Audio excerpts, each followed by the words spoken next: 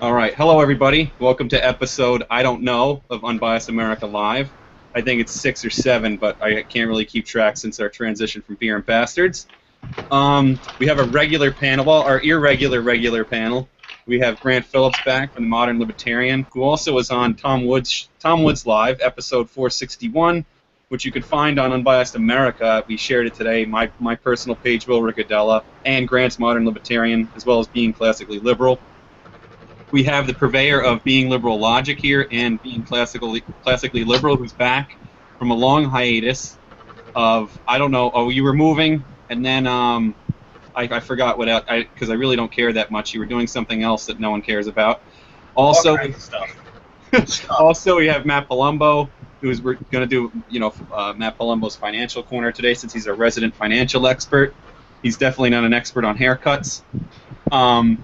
He is also the author of In Defense of Classical Liberalism and The Conscience of a Young Conservative, which you can buy on Amazon for, like, how much are they, Maddie? Like 15 apiece. Well, okay. Congratulations on remembering the names. It only took you, what, like 30 episodes to... Yeah. It took me, that's just as many to remember the name of Grant's page, too. Okay. So, also, our guest... Rick Rule, who's the founder of Sprott Global, the director, president, and CEO. We're probably going to open with a talk of some broad-based investing questions, and then we'll get Maddie in there to ask you questions on finances.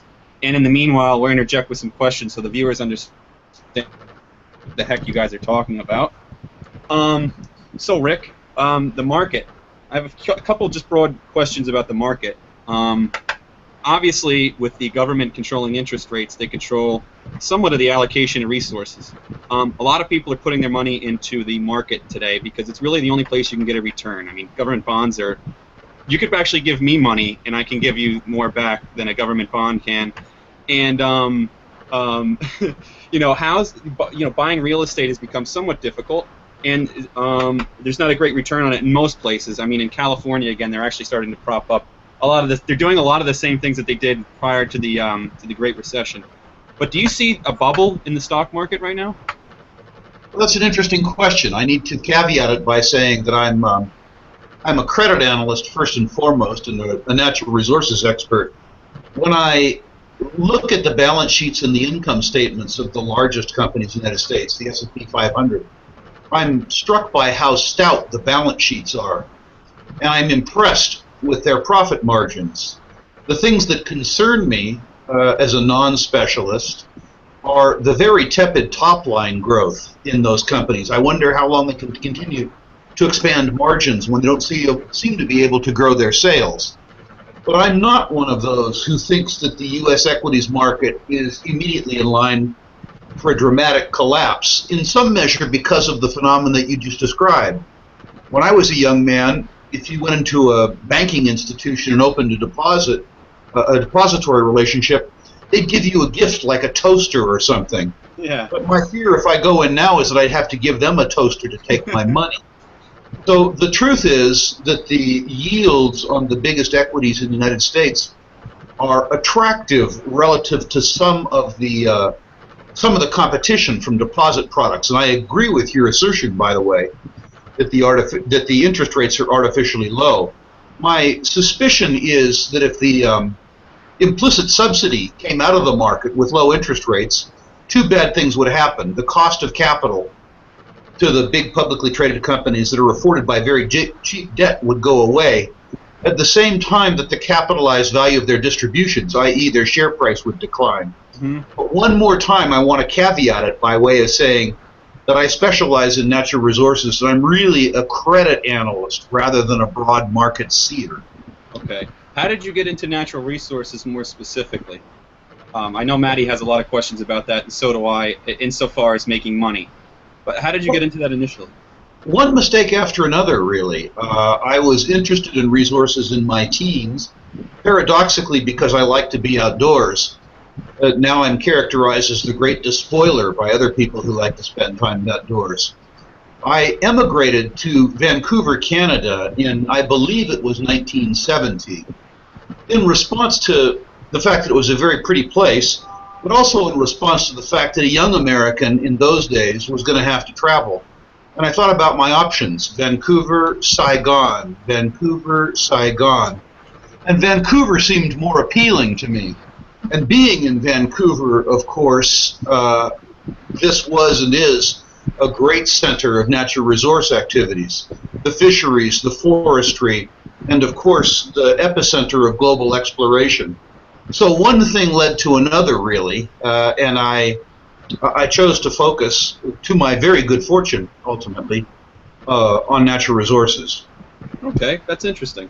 So how did you, just one more question. How did you start Sprott Global and become so successful? I mean, and did you do that more from the States or more so from Vancouver? No, certainly from the U.S. I had a long career working for other people before I began in 1990 working for myself. And really, I didn't set out to become an entrepreneur or anything like that. What I learned is that it isn't all kindness and love in the financial services business.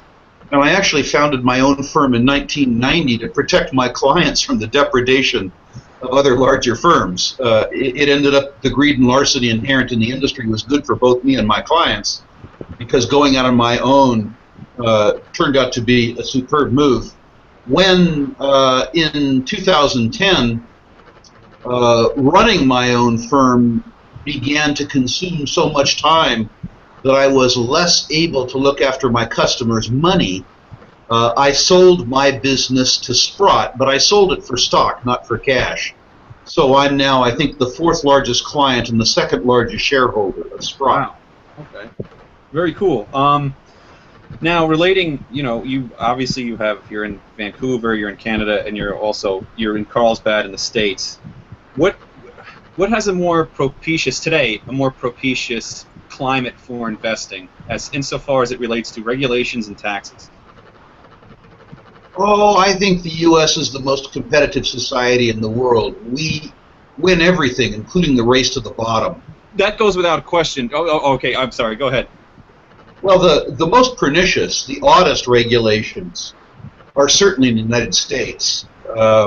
As an example, we have 50 state satrapies to regulate us in the securities business, and then we have the grand champion, the SEC. In addition to that, we're regulated ourselves through FINRA, where a bunch of industry-appointed hacks each try and outdo each other in their slavishness to the stupidity involved in federal regulation. It's truly an odd circumstance. I could make you laugh or cry, I think, for the balance of the program. Certainly make you return to your original program, the Beer and Bastards. Yeah. If I entertain you with the SEC. By the way, our mutual friend, Doug Casey, described the SEC as an acronym for the Swindlers Encouragement Committee, and we could talk about the perniciousness of the SEC and the way in which they act exactly contrary to their mandate of consumer protection at some point in time in this interview, if you so wished. Absolutely. Now, let me ask a direct question about the SEC. And, I mean, you mentioned some of my, you briefly went over some of the questions I have in a second about a lot of these things being superfluous at the state level. Certainly at the federal level. I think under SEC you have PCOB 2, which does auditing, which is another, I can't remember their name, obviously PCOB is an acronym. But do you think the SEC really operates like a Politburo? I mean, where are they getting, they're just really coming up with regulations, it seems, at a thin air. And is it to protect some people at the expense of others, like a rent-seeking organization? Basically what a Politburo is. Well, I would suggest that they're not as efficient as a proper Politburo because they still exist under the guise of a democracy. And I suggest that that there are many competing interests which get served by the SEC. Certainly your direction is accurate, but I think that you would expect more efficiency from them if they were a proper Politburo. Right now here. Go ahead.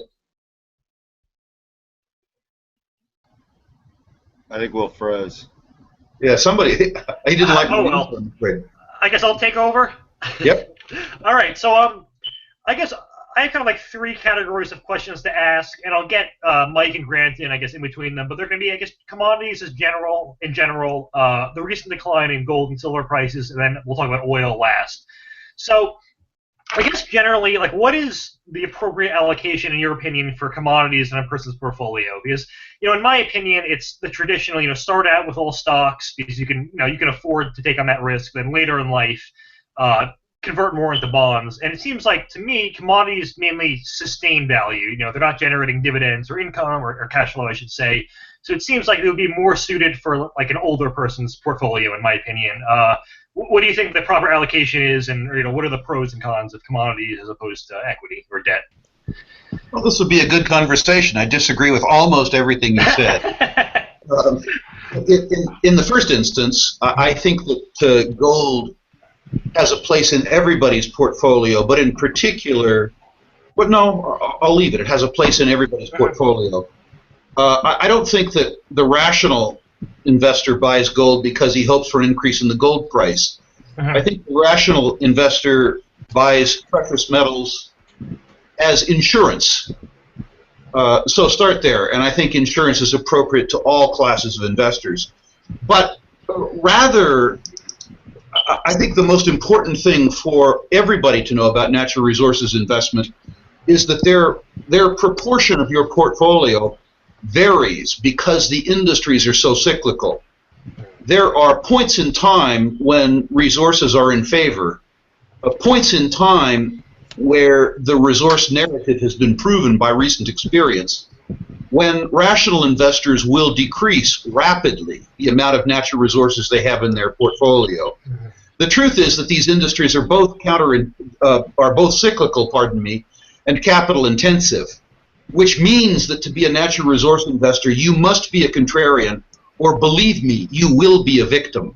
Right. When natural resources are very unpopular. They have all kinds of wonderful investment attributes, sadly, most of which are not easy to see at the time.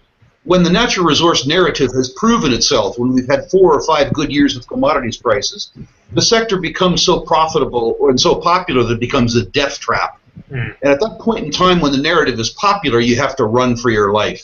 So it's an odd investing sector. You have to counteract your heart at the bottom, and you have to sort of negate your greed at the top.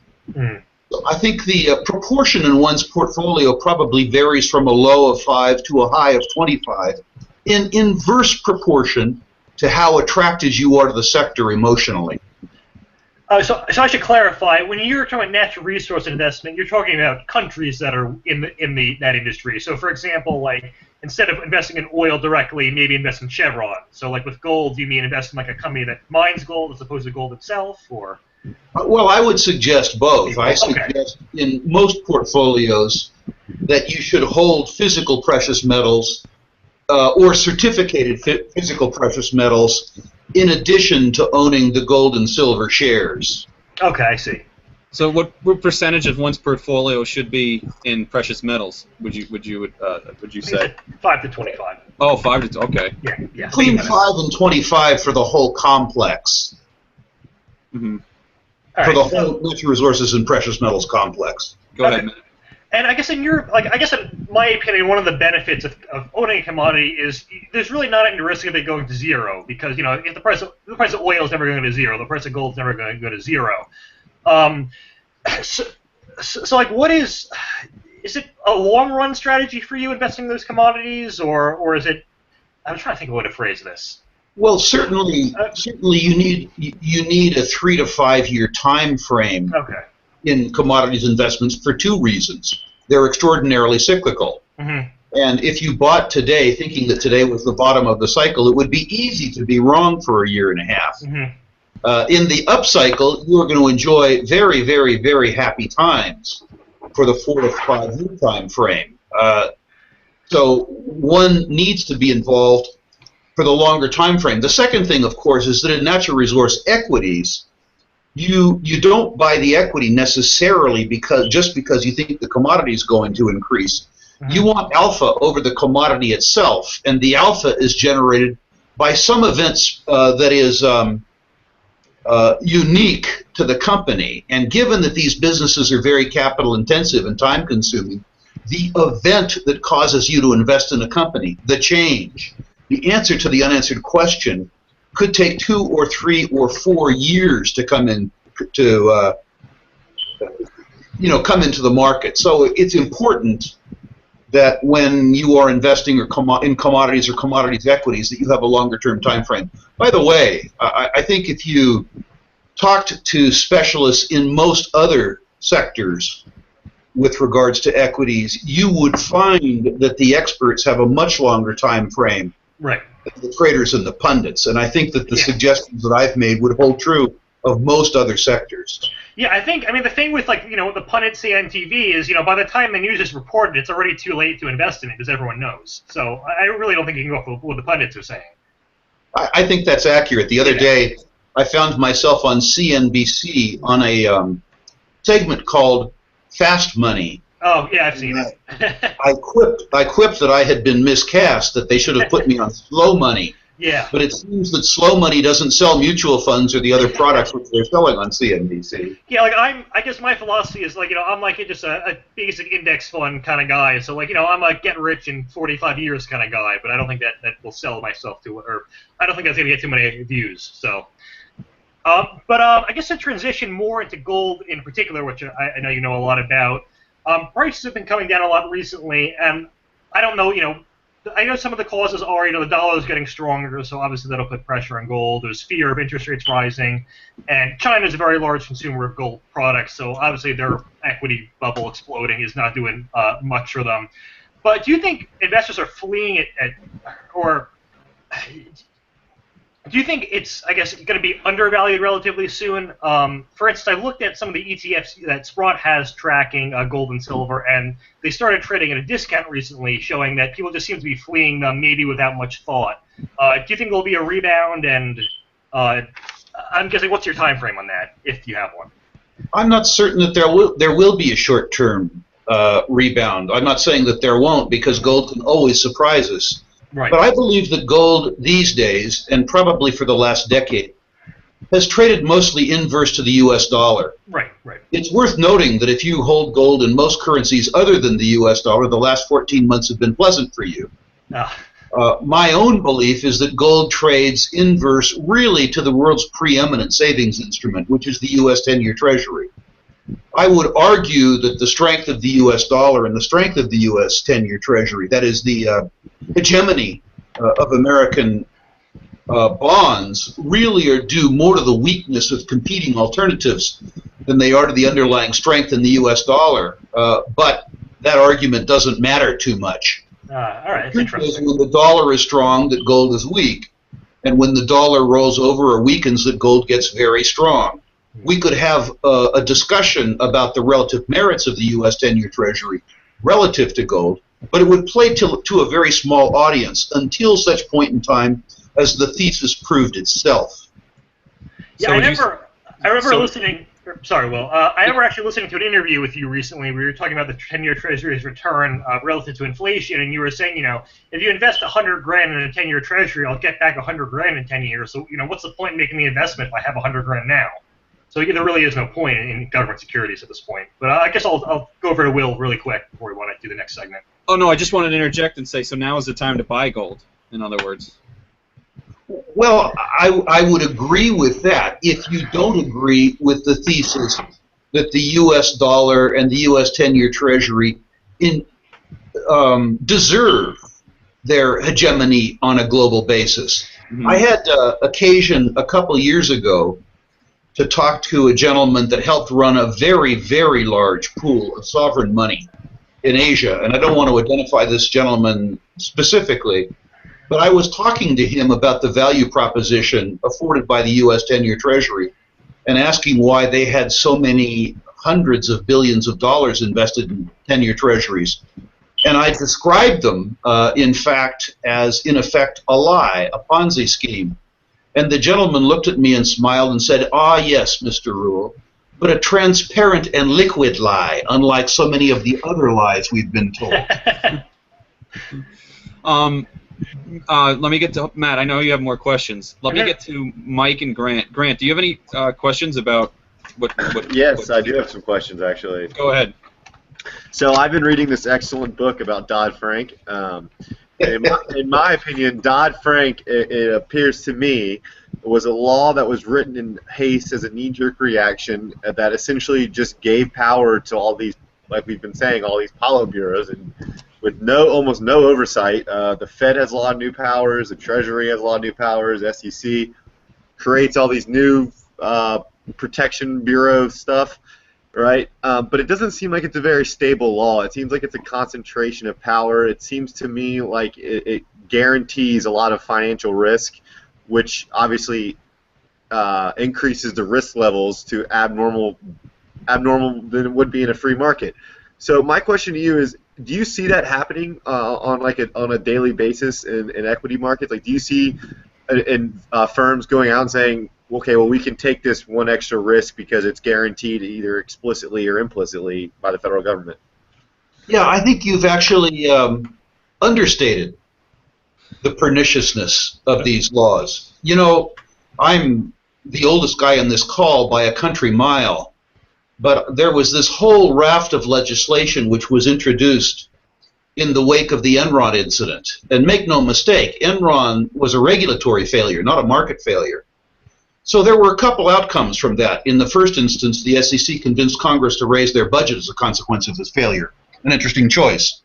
The second thing is that as a consequence of the legislation that came in post-Enron, you'll recall that the Enron incident cost American investors about $100 billion. The cost to American shareholders of complying with the regulations that came into force post-Enron is about $80 billion a year.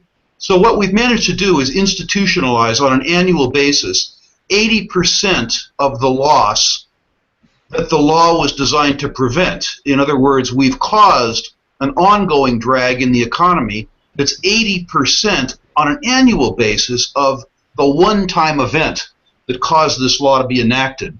But the most pernicious part of this is that it causes individual investors to believe that they're being protected. You know, one of the important things about being the oldest guy on this call is that I had a lot of experience before Enron. And believe it or not, fraud was already illegal. They had laws on the books against fraud long before the Enron debacle. There was a failure to enforce, and there was a failure on the part of investors to understand that if they couldn't understand something, they didn't know enough about it to invest. I was extraordinarily lucky because I really wanted to invest in Enron. But the more time I spent looking at their income statement and the more time I spent looking at their balance sheets, and by the way, those are avocations of mine. I actually enjoy that idiocy. The more time I spent involving myself in the financial statements of Enron, the more I became convinced that I didn't know enough about it to invest. It isn't that I saw fraud, it's that I didn't understand the numbers that I was looking at. And the point of this whole idiocy with regards to the pretense of consumer protection is that most consumers actually believe that they're being protected by the same people who missed Enron. You know, another interesting thing, you mentioned audits earlier in this discussion, and the SEC and FINRA both audit practitioners in the financial services business. And the nature of the audit really is that they come into a firm like mine and they pull a bunch of trade tickets. And then they see that the trade tickets are represented on the general ledger, and they check the check register to see that every trade had money in or money out in accordance with the trade. Then they call the counterparties on the trade and they call the counterparties on the checks to make sure that the blotter isn't a fabrication. Now, the thing that makes this whole procedure interesting is that, according to my understanding from the courts, Bernie Madoff, who made off with $18 billion, didn't make a trade in those accounts. So what I'm curious is, during those audits, how could you pull non-existent trade tickets? How could you audit and verify non-existent money coming in and money going out?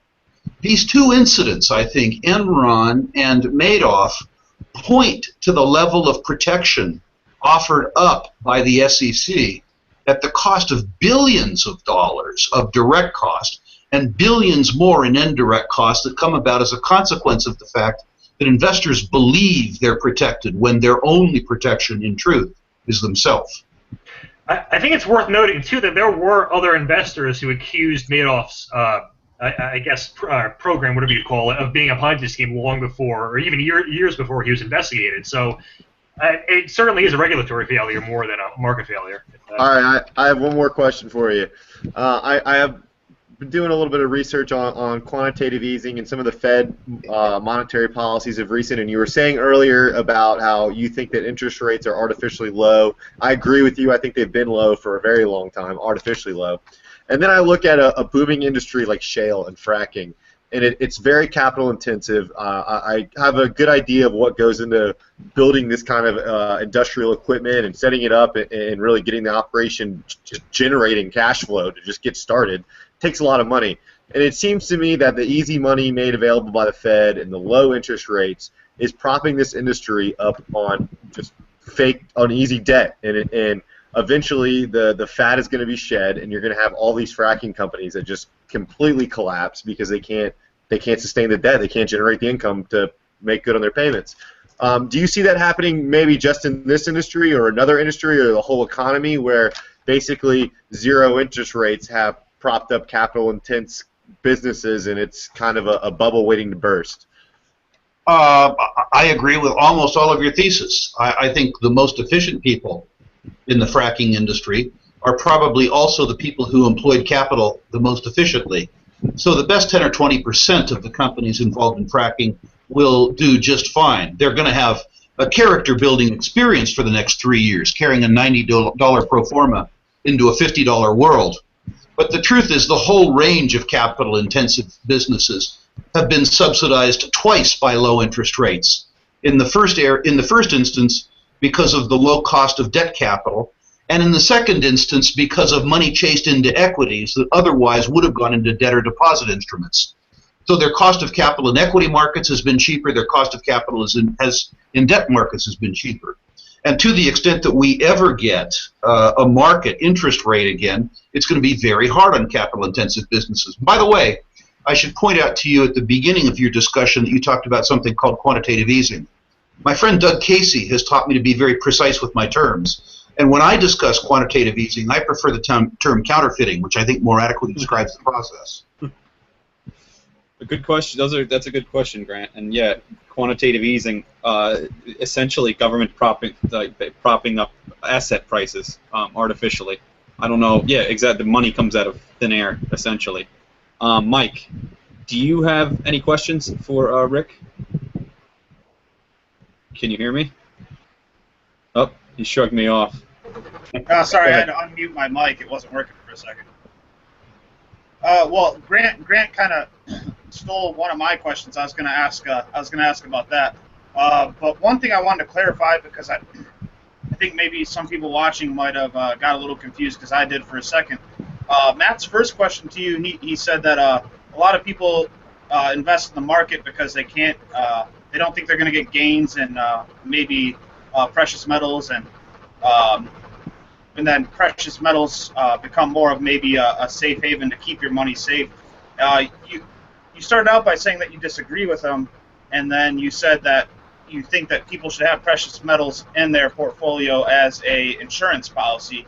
So to me, that kind of meant that you actually agreed with what he originally said. Maybe you could clarify on that. Do you think that they can get gains in precious metals? Is that an area where you can get gains, or is that just an insurance policy? I prefer to think of precious metals mostly as an insurance policy, particularly gold.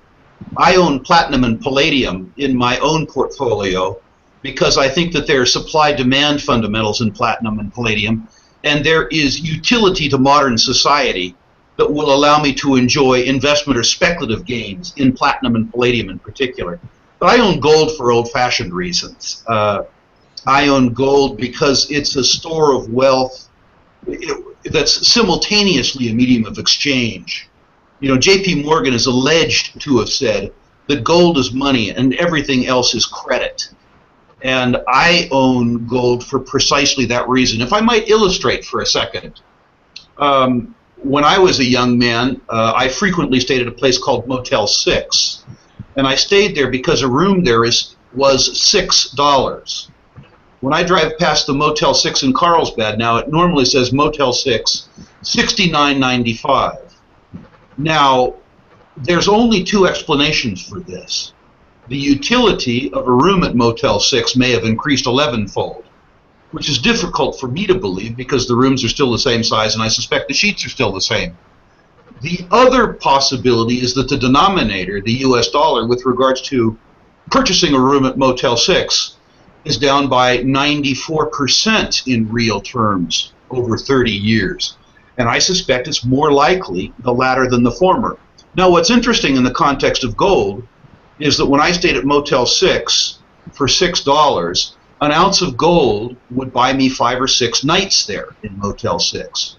Now when I stay in Motel 6, an ounce of gold will buy me 15 or 16 nights there. And that's precisely why I own gold in my portfolio. When people talk to me about the fact that the gold price is down, I have clients who laugh and say that they bought gold at 300. So they need to decide, are they up 700 or are they down 600? You measure your response in gold over time. Okay, that clarifies what I was asking. Thank you. Pleasure, thank you. All right, Maddie, go ahead. Right, so speaking of gold as inflation hedge, I think we all agree, there's that value as insurance. Jeremy Siegel makes the argument that stocks also have the same inflation hedge, but over a longer period of time than gold. So basically his arguments, obviously we know stocks are a claim on assets, so if inflation's 3% and the value of the assets that the company owns will then go up 3%, and therefore the value of your stock should, in theory, go up 3%. It might not happen in the short run because inflation might distort the economy, but over longer periods of time, stocks should have some sort of inflation premium built in. So would you think, or I'm assuming you would disagree with the statement that gold is a better short-run inflation hedge than stocks, but stocks are a better long-run. What's your take on that argument? I take exception to many things that Mr. Siegel says, but I actually agree with that one. I just think you need to have a much longer time frame. Right. Okay. Gotcha. I also don't think that gold and stocks are mutually exclusive in a portfolio. Yeah. I came into the financial services business, if my memory serves me correctly, in 1975 or 1976, and people who came in alongside me, young stockbrokers, if you will, experienced a equities bear market that really began in 1969 and ended in 1982. Right. And it's useful to understand that when people talk about the long term in equities, they're talking about the truly long term, 20 or 25 years. And the truth is that having a bit of diversity in your portfolio, by the way, including cash, even given the depreciation of purchasing power, having a bit of diversity in your portfolio gives you at once the tools and the courage to withstand the vagaries in the market. Mm-hmm. And I'm kind of tying back to something you said earlier. You're talking about how gold has actually risen in other currencies. I guess to give you the opportunity to pitch your firm a bit, do you have any ETFs that track gold in other currencies, or is that an idea I can sell to you? Sprott has not done that. Dennis Gartman has done a very good job of introducing products to the market that cover that angle. Unfortunately, Mr. Gartman isn't a very good marketer, and so the ETFs which he has sponsored in the market have been noticeable for their failure to attract attention, perhaps because they had gold as part of the title. The Sprott organization is looking carefully at issuing ETFs that are denominated in currencies other than the dollar, largely for the institutional investment community, and it's something that we might do. Maddie, do you have any follow-ups? Not anything relating gold. I have a question. Okay, go ahead, Grant. Yeah, so we've been talking a lot about gold now, and it's my understanding that you're fairly libertarian. Would you call yourself libertarian? Yes, I mean, I'm with the caveat I'm not always sure what that means, but yes. Okay, yeah. Okay, so my question to you is, do you agree with the gold standard? Would you support a gold standard in the United States today? Why or why not? And if not, what would be your alternative? Well, from a sort of a minarchist point of view or a libertarian point of view, a gold standard would be a good thing. From a theoretical point of view, if all the government people just went away, I guess whatever sort of standard that people wanted would superimpose itself.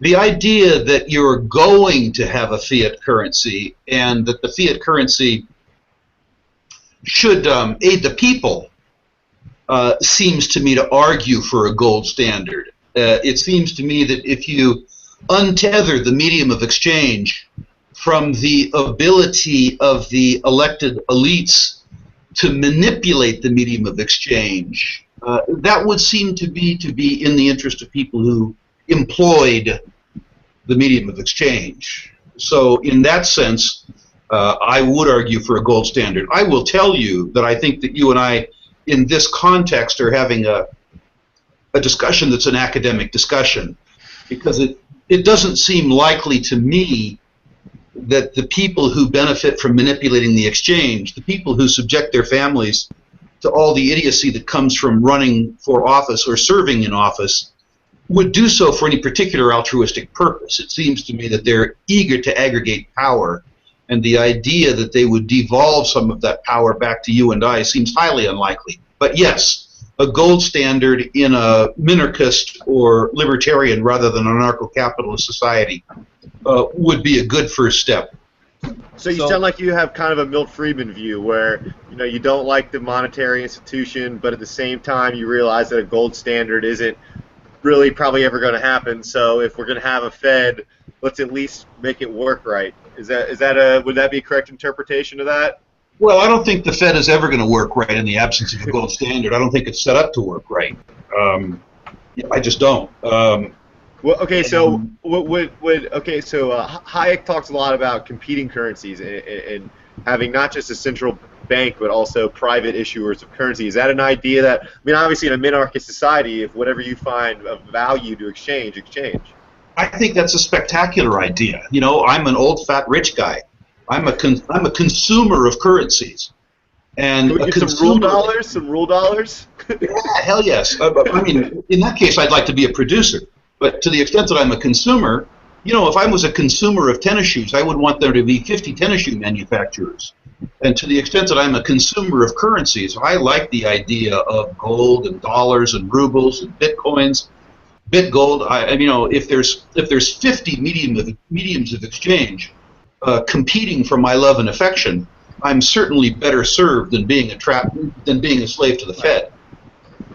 Just to paraphrase what you said earlier to Grant's first question was essentially that I favor a gold standard if it reduces or eliminates entirely government control over currency, and you would favor fiat currency if the government was out of it entirely, or just perhaps maintained a stable currency without the existence of a Fed manipulating interest rates, thereby manipulating resources. Yeah, I'd be fine if the dollar wasn't the proscribed medium of exchange. Right. Okay. I wouldn't hold any of them. It would amuse me to have them as a marker. Okay, yeah, I definitely think competing currencies is the way to go. There is, what Hayek was talking about, Friedman's objection to the competing currencies at the time, which we talked about with Steve Horowitz a little bit, was network effects and transaction costs due to network effects. But I think now with Bitcoin and these digital currencies, you would have less of a problem with network effects, that people could more readily accept currencies via these virtual wallets and everything that they have for Bitcoin. I don't think Bitcoin is necessarily, I think it's a great idea. I don't think it's anything that I would ever really buy to trade in, but I think it's the beginning of something really great. What do you feel about Bitcoin, Rick? I'm intrigued with Bitcoin, and I'm intrigued with Bitgold, frankly. I like the whole idea of the cryptocurrencies and competing currencies. One of the hallmarks of competing currencies will, of course, be that some fail. That's the nature of markets, and it's the nature of competition. I, of course, have my favorites, and to the extent which the euro and the yen and the dollar failed, I would feel that my own interests had been served. But there's no guarantee that that would happen, of course. Right. But the whole concept of competition is that the currencies that had the high transaction costs or that had low utility in some way, shape, or form would be replaced by better forms of money, and I think that would be wonderful. Again, I'm a consumer of currencies. And that's that's essentially what Hayek was saying, is that we've had law that's really been promulgated over centuries of learning, and it's evolved, and language. I mean, no central authority has come up with language. We all speak the same language here, and then money kind of stopped at the time where the evolution of money kind of stopped at the time where government took over money. And these competing currencies, like you said, some may not make it, some will do really great, but in that sense, money will evolve, as it has before, prior to, obviously, government taking over money. And to the discussion you had earlier, Grant, which Rick mentioned as an academic discussion, was that even with gold standards at the government level, which is a problem with gold standards, is that it never existed ever without fiduciary money, alongside fiduciary money that the government can manipulate and inflate, just the same manner as they can do now with fiat currency. So I believe it was the Roman government, when they had silver coins or whatever the material was, they used to chip pieces off of it and melt on like a fake cover up for it, and that's right. That's inflation, right? And they would devalue the currency. Then people, and then you have it's Gresham's law, the bad money chases out the good. So then you have people, they don't really want to use the currency after a while anymore. Also, I mean, that's interesting. That's why our quarters have those ridged edges, so you can't knock off the little pieces. The American quarters, I don't even know what they use in Canada anymore. What are they using up there? Are you guys trading in tobacco leaves still? They have dollars there too, Will. Beaver pelts on a good day. Well, can I interject with a question here? Yes, go ahead, Mike. We're talking about competing currency, and one issue that's always been interesting to me, because I lived in Europe for so long, was the euro. And I kind of want to get your take on what's happening in Greece and with the euro. You have a situation in Europe where it's kind of one economy right now, and the eurozone's all tied together. And do you think they would benefit from disbanding the ECB and having competing currencies again? Yes, I do. Europe is a really interesting topic on a whole bunch of levels. Definitely. Again, quoting Doug Casey, he described the dollar as an I owe you nothing, and he described the euro as a who owes you nothing, which I think is a wonderful way to discriminate between the two currencies. With regards to Greece, I hate to say, because I know a lot of people are suffering, that it's kind of a non-event. The European banks had 3.5 years to shift the liabilities from their balance sheet to the balance sheet of the German taxpayers. There was a wonderful fascist response, and we privatized the reward and socialized the risk in very neat fashion. So the impact of whatever happens in Greece on the balance sheets of the Eurozone banks, the private banks, is non-existent. It's been taken on by the Northern European taxpayers. And the impact really of a Greek economic collapse in the Eurozone is pretty de minimis. If that economy collapsed by 30%, representing 3.5% of European GDP, if you didn't happen to be Greek, well, kind of, who cares? I know it sounds very callous, but the idea that we're going to have worldwide economic dislocation as a consequence of a dislocation of Greek pensioners isn't something that I think is a particularly nasty topic. The broader sense that you can have a currency union without having a fiscal union makes me wonder how you can have 3 competing satrapies, 13 competing governments, where the job of each is to steal from the other. To me, it's a very interesting piece of theater to watch. It's really democracy writ large. I think you hit the nail on the head, and I think what you were saying about Greece not being a big deal is actually absolutely correct. Because if we let the scare tactics get to us and we want to bail out Greece here, what will cause a crash in Europe is you have Italy, you have France, Spain, And if Greece gets a deal, then you're going to have larger economies that are going to want a deal, and that could cause a cascading effect. Letting Greece fail doesn't really have a great impact on Western economies, but giving them a deal and then trying to give the same deal to everybody else, and even Belgium and some of these other countries, that's where you could hit a major problem.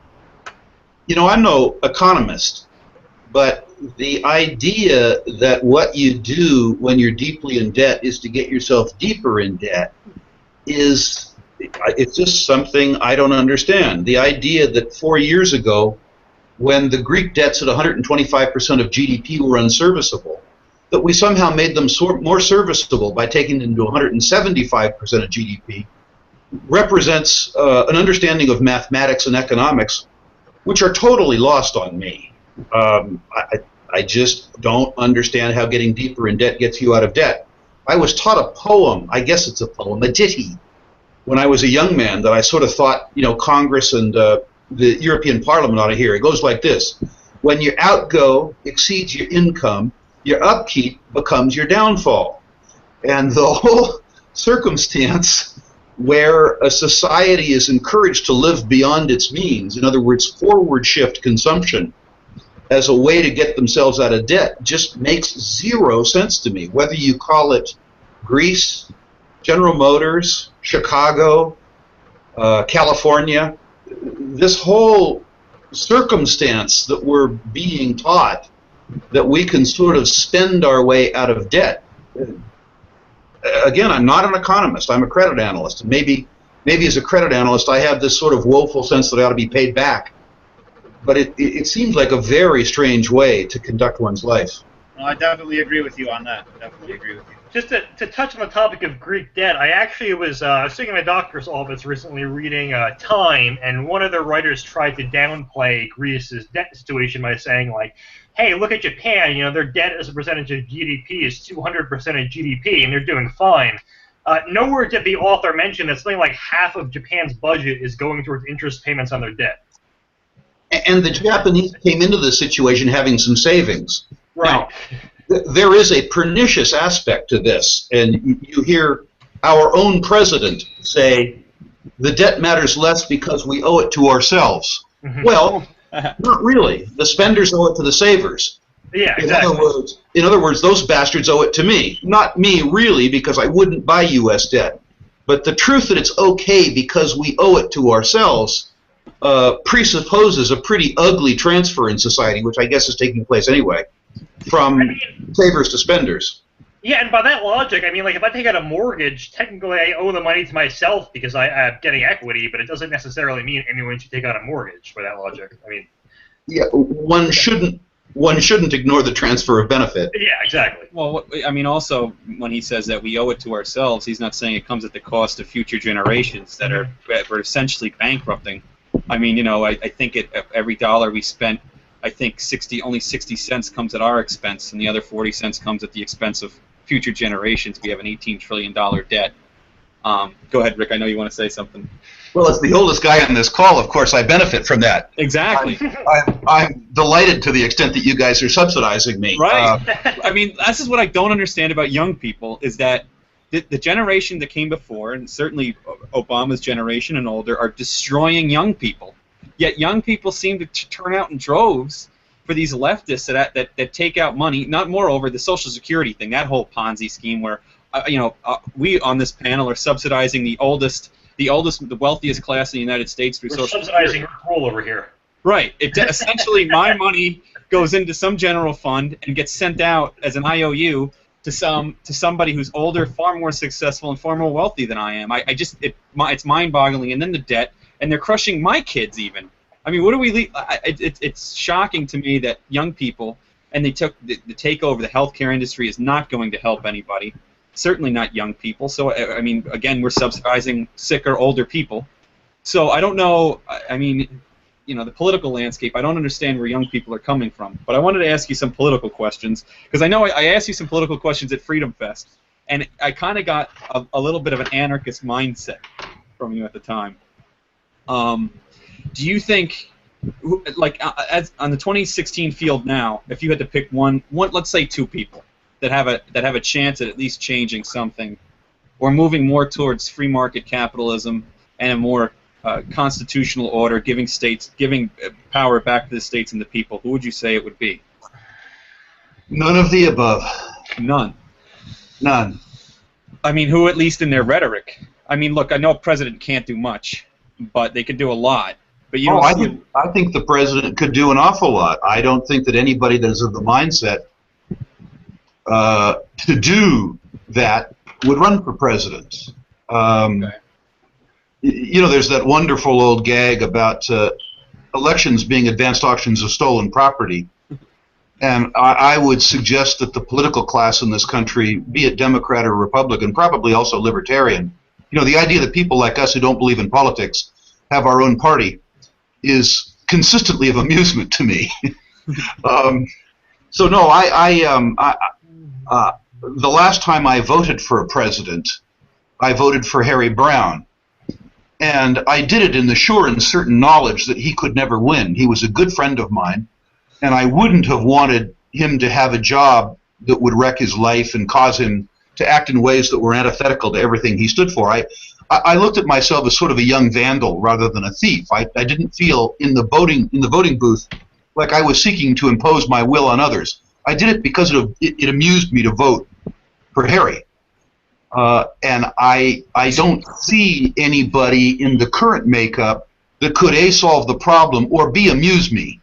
Right. So you're not even you're going to abstain from voting. You're going to abstain from voting entirely. No, I'm going to go and I'm going to vote absentee, thank God, and I'll vote against every ballot measure that increases regulation or that involves spending, even when the spending benefits me.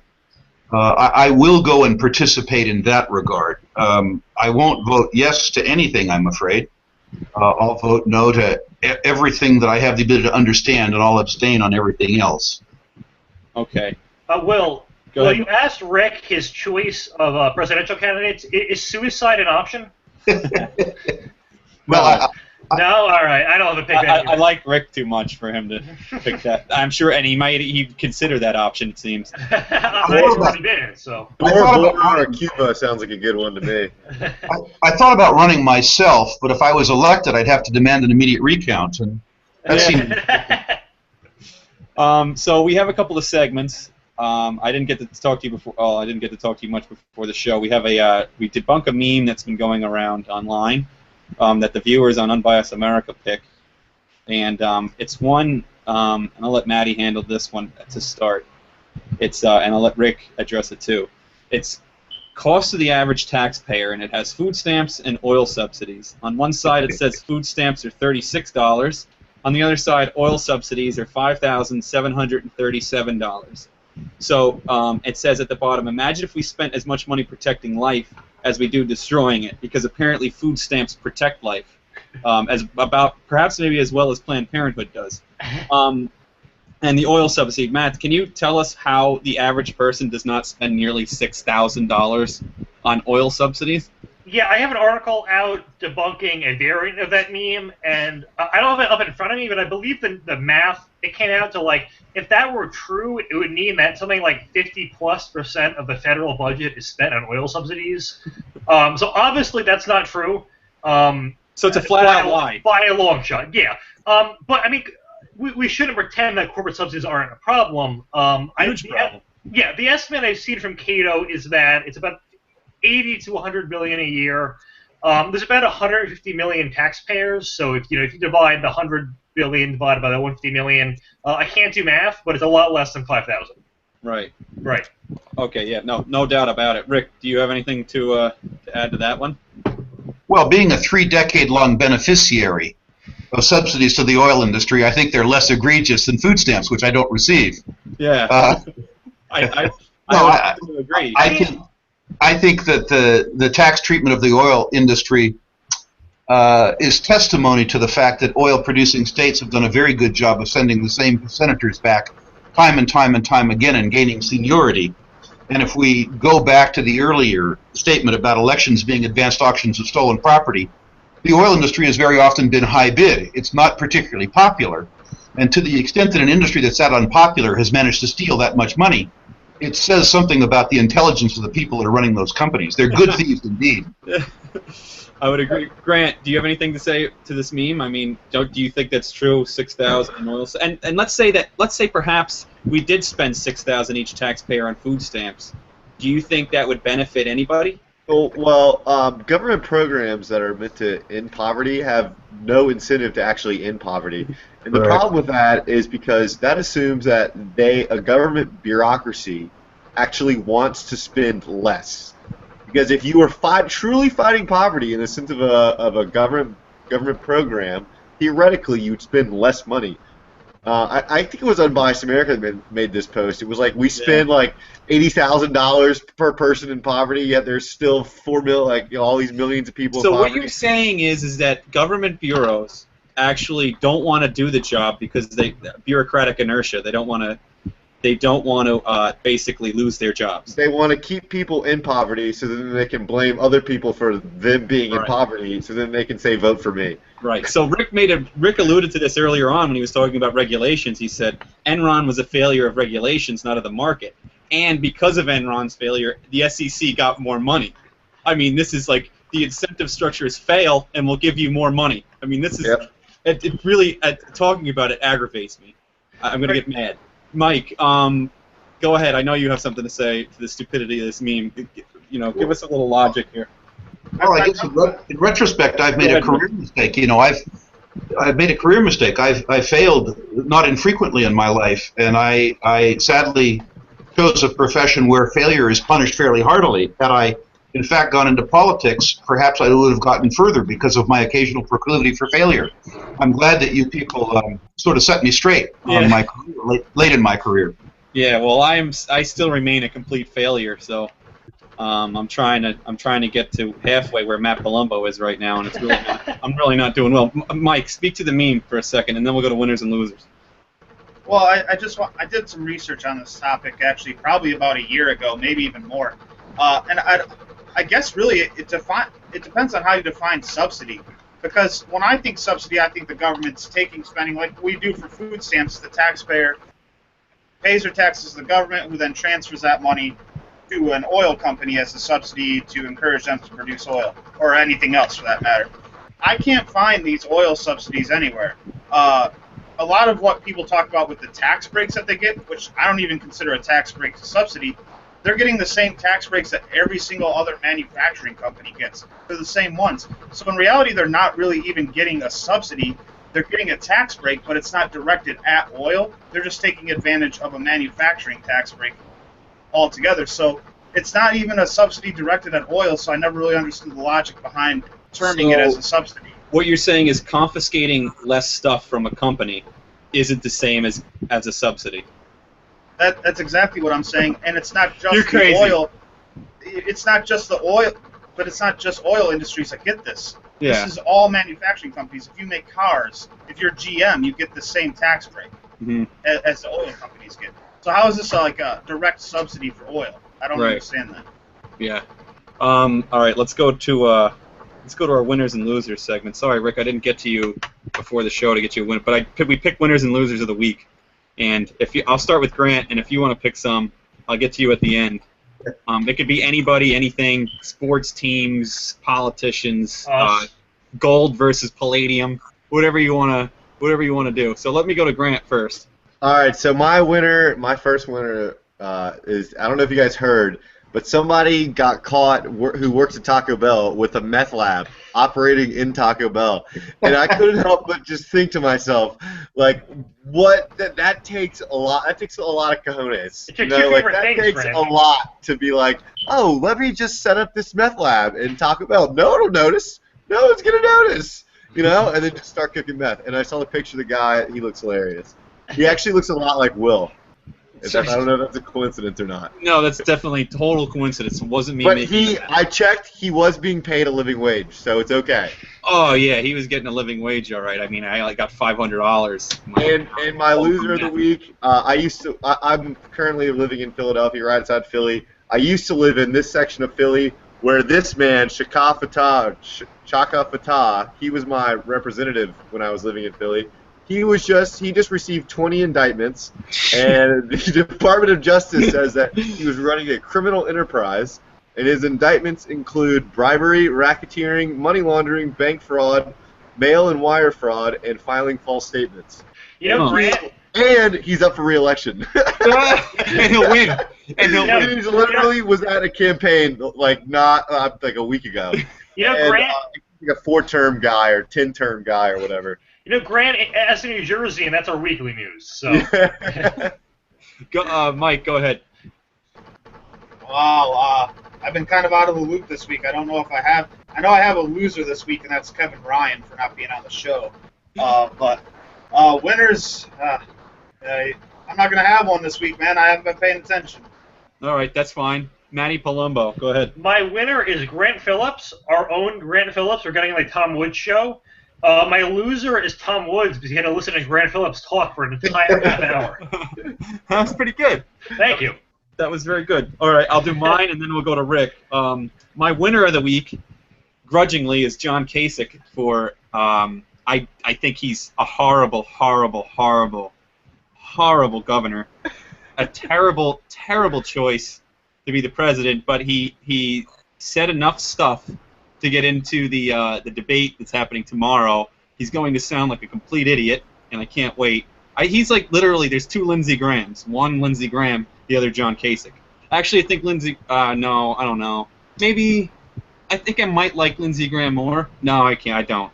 Anyway, my loser is the SEC for imposing, I think it was a 3-2 vote, that CEOs have to tether their pay to the median pay of their employees. So I think that could be the dumbest thing I've ever heard, and it was enacted by, again, a federal politburo that somehow gets the authority, like legislative authority, to make law at the executive branch, and force this on companies. I find astonishing, and the founders are rolling over in their graves right now. All right, Rick, go ahead. My winner would be an unabashed plug for Jayant Bhandari from Capitalism and Morality for putting on an absolutely spectacular conference last Saturday. I understand it'll be at Liberty.me as soon as he's, fought through editing all those transcripts. And I guess I'm pretty close to you with the loser. The loser every week would seem to be the American taxpayer or the investors who believe themselves to be protected by people who think that they can manipulate pay in publicly traded corporations. That's just astonishing to me. It is. I mean, here's a third party that literally has no idea why they're being paid what they're being paid, has no stake at all. You'd think the shareholders would be like, no, we don't like that. The shareholders are ticked off about this. I mean, they're the ones that that have the most they're the most involved. So I don't understand how the SEC can step in and say, oh, we're going to limit the pay when they have no stake in any of these companies. It's odd to me that this happens. That they can allocate resources like that. It's certainly not coming from Congress. So that's a huge problem. It was a really good show. Rick, thanks so much for coming on. A pleasure. I hope to have you on again. And I mean, you're close in Carlsbad. Hopefully, we can meet up sometime. We can talk, about all the gold I could buy. I mean, I think I could buy about about 0.02% of an ounce. You can buy his ETFs, Will. What's that? You can buy his ETFs. I'll send you a link after the show. Yeah. Do they sell it in grams? Do they sell it in grams?